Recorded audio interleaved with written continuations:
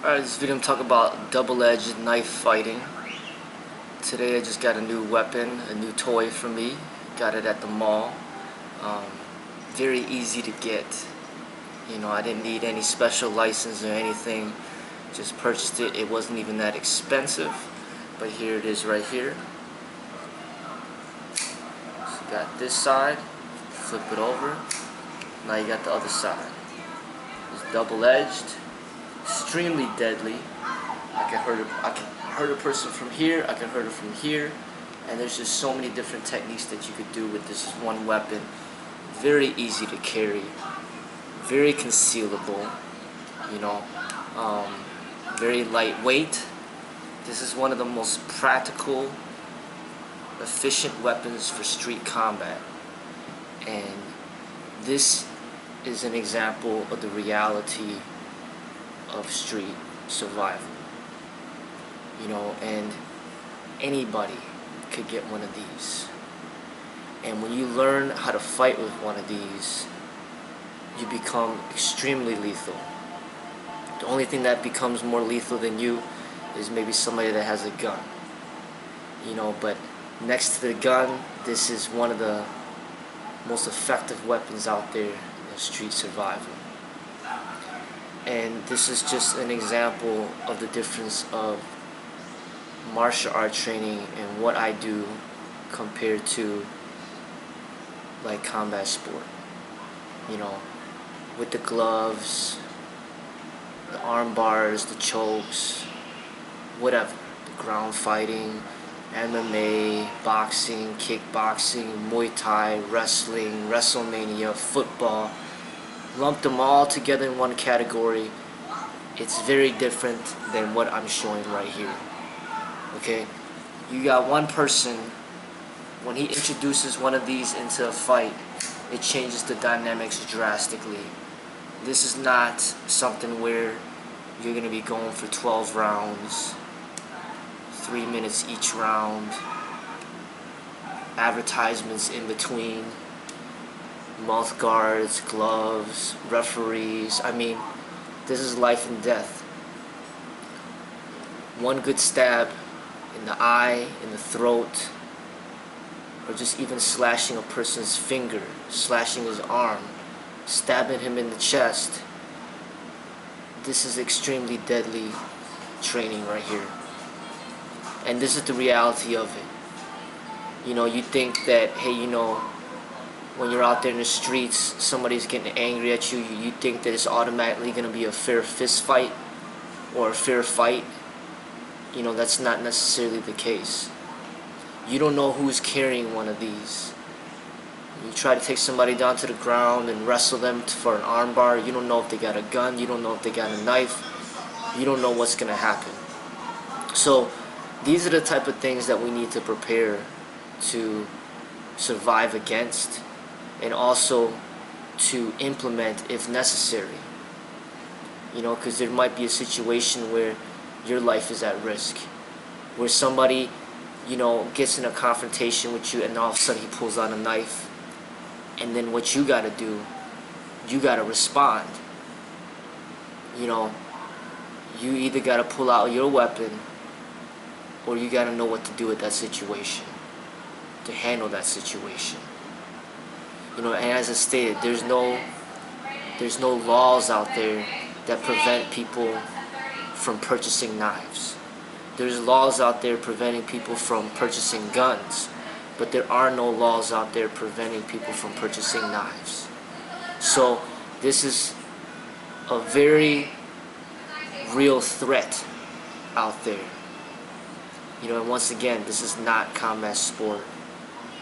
You know, this is a completely different way of training. This is very precise type of training. Very deadly. You know, this is modern survival warfare. You know, and once again, you see the deadliness of this. Just one strike is all it takes. You know, and I think when people just pay attention and they see the reality for what it is, then when they train in martial arts, they could approach it more realistically. You know, because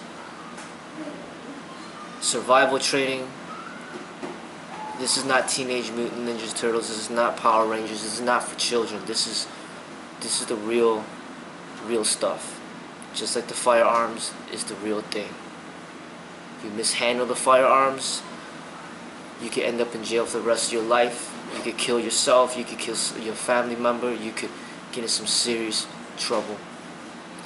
And it's the same thing with the knives. Same thing with driving a car, riding a motorcycle. You know, you don't see 5-year-olds riding motorcycles, but yet you see 5-year-olds rocking a black belt. You know, 5-year-olds shouldn't be handling firearms, but you see 5-year-olds rocking black belts. You don't see a 5-year-old driving a car, but you see 5-year-olds rocking black belts. You know, real martial arts training are for adults, responsible people that really train themselves to the point where they don't have fear of death. It's not a game. It's not sparring. It's not fighting for trophies. It's not fighting for money. It's not fighting for endorsements. It's not the Olympic Games. It's life or death. Just like what it is with the wildlife. It's life or death. You know, if you gotta fight a tiger, you gotta fight an alligator, this is not a game. This is your life right here. You know, and you gotta do whatever it takes to survive in that situation. So when you got a person on the streets that pulls out a knife on you, and he just did some time, and he doesn't mind going back to jail, how are you gonna handle that situation? Combat sport's not gonna help you. This has nothing to do with combat sport. This is about surviving a deadly situation in a tactical way with intelligence. You know, it's a different type of training. And this is not the commercialized stuff out there. This is the stuff, the real stuff that only real martial artists will study. And somebody like Bruce Lee is one of those few individuals that keeps his art real for the streets. And this is what I do with my training. You know, so that's what I feel that people gotta really identify. You know, some of these athletes may be great at what they do.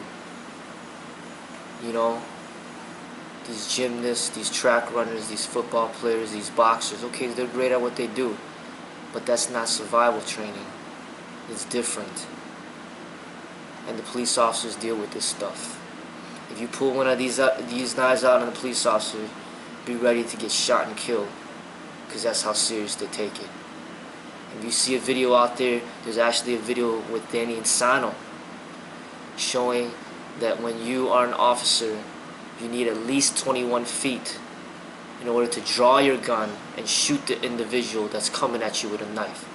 He says at least 21 feet. And that's a pretty long distance. So they're saying if somebody's within 21 feet of you and he pulls a knife on you and he starts coming after you, even if you do got a gun on your hip, you're not even going to draw it and shoot him in time. You're going to die. So this is some serious business right here. These are things that need to be considered for individuals that want to truly train in the martial arts and in survival.